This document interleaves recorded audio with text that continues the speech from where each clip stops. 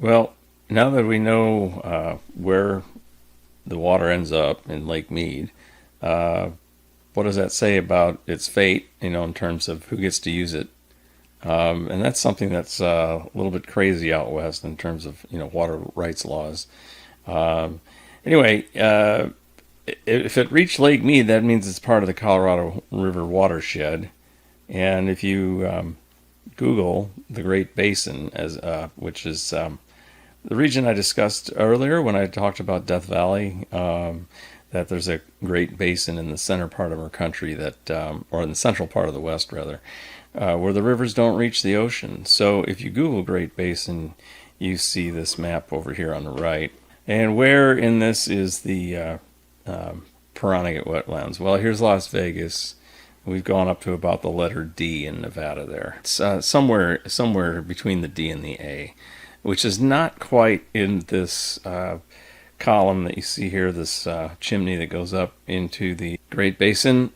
This is a tributary of the Colorado, maybe one of the last tributaries on this side of the divide of the Great Basin. It's the White River. The White River does come into the Muddy. It's showing that. There was that wash I couldn't identify. It was the Meadow Valley wash. Comes down and meets the Virgin River down here and then goes into Lake Mead. And it extends quite a ways up into Nevada. And though it runs intermittently dry, the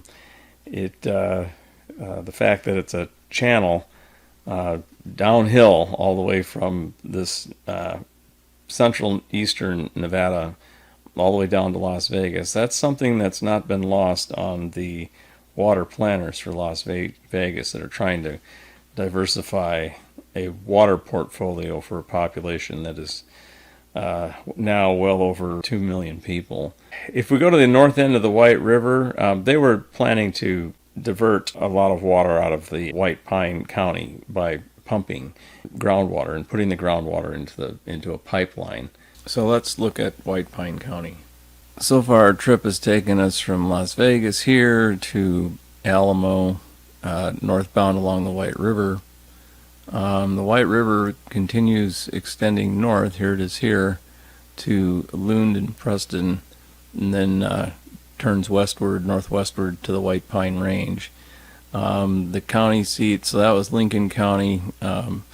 Here's the Nellis Air Force Test Range. And then this, of course, is the nuclear testing site, and a restricted area. That would be the whole test site is restricted, but the really restricted area is Area 51 right in here.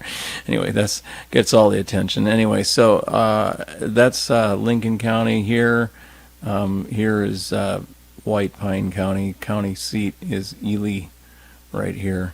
And I'll be pointing out the national park here, Great Basin National Park. And as long as we're mentioning that, there's the new monument, the Basin and Range National Monument, which is located down in Lincoln County, northwest of Hiko. Here's Hiko, and the Golden Gate Range is in the Basin and Range National Monument. The national park was established in 1986.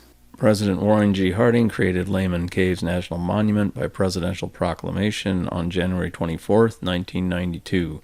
The monument and its surroundings was designated as a national park on October 27th, 1986, following the advocacy of Congressman Harry Reid. They provide a map, and if you zoom out using their buttons, you see that the park is on the Utah border, basically at the intersection of the 93 and the 6 and 50 highways. That intersection up close is Ely, Nevada. Wheeler Peak is one of the main attractions there.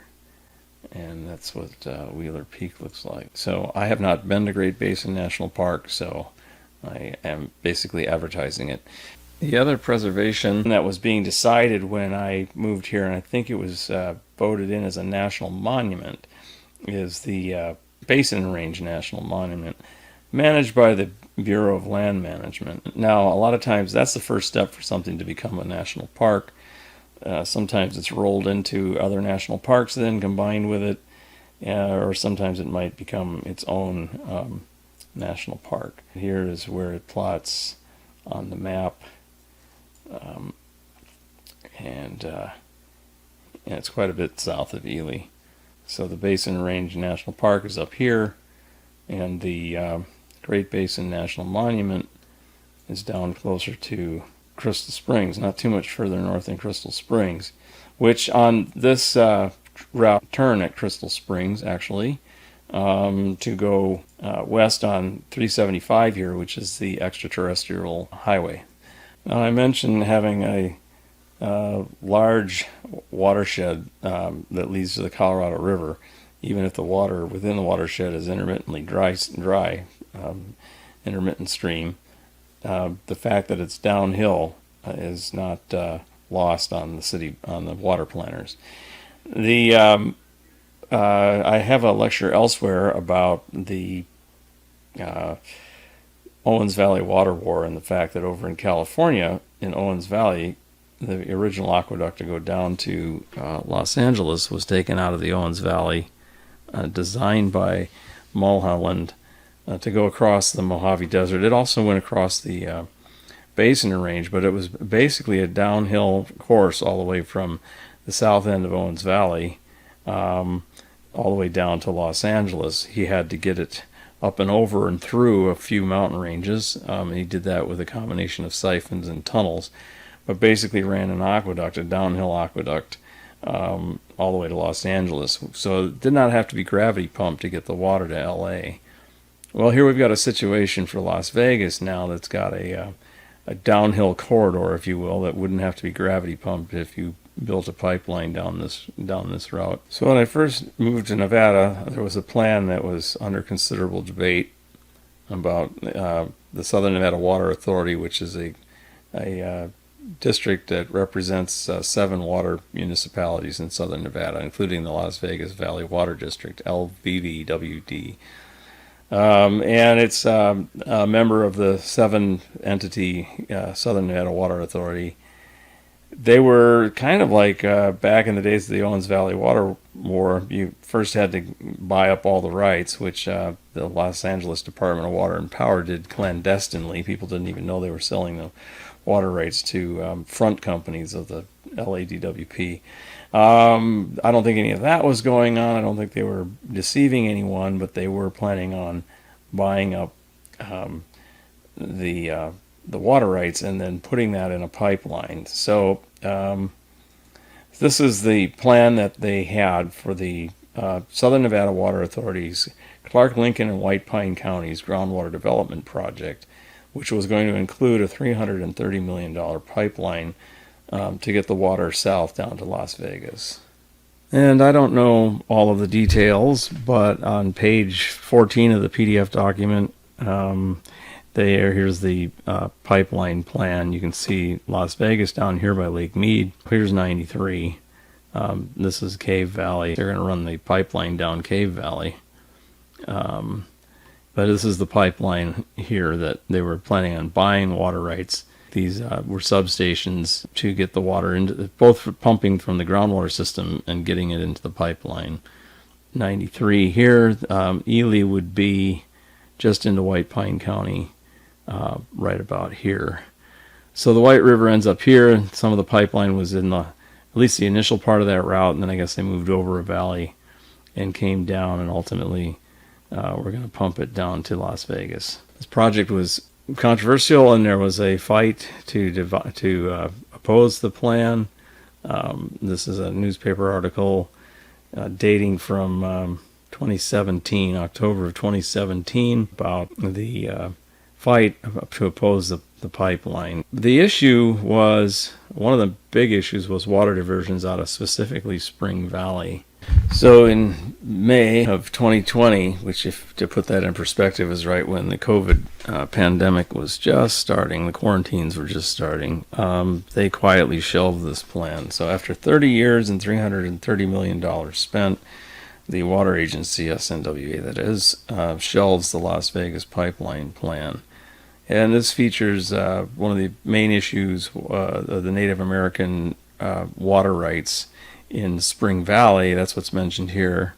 And it actually looks like fairly lovely countryside. They're talking about the pine trees in Spring Valley.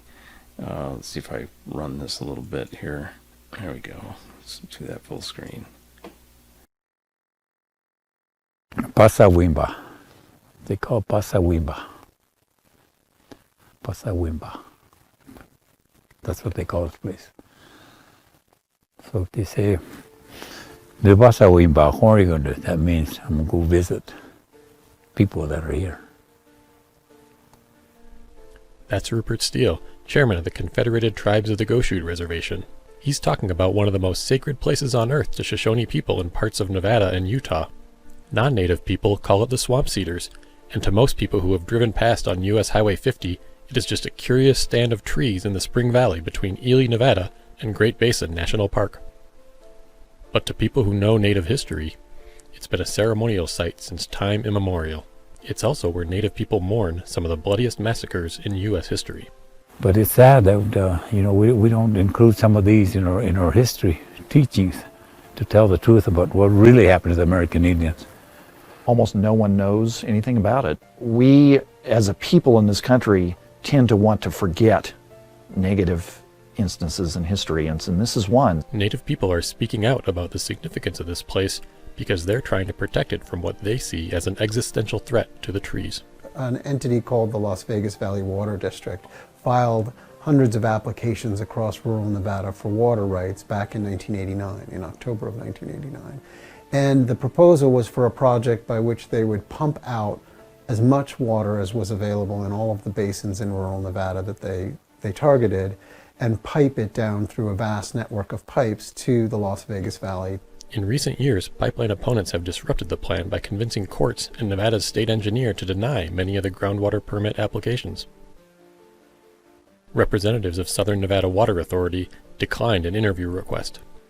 In a written statement, the agency said it respects and values the tribe's concerns. The statement also said the pipeline plan has safeguards to protect the trees and that formal consultation with tribes is the job of state and federal governments.